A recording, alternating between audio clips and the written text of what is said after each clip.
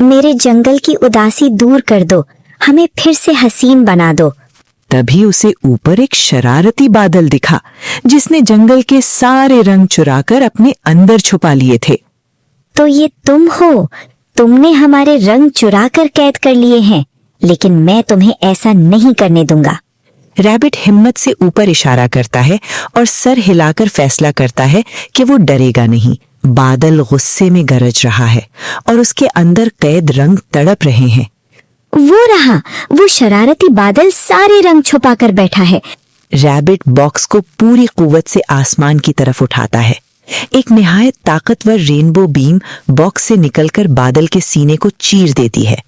पूरा जंगल उस रोशनी से जगमगा उठता है और बादल डरकर फटने लगता है। रैबिट के चेहरे पर जीत की मुस्कुराहट है। शरारती बादल, मेरे जंगल के रंग वापस कर दो। हर किसी का अपना रंग होना चाहिए और आज ये जंगल फिर से मुस्कुराएगा। अगर आप YouTube पर देख रहे हैं तो लाइक करें, सब्सक्राइब करें, शेयर करें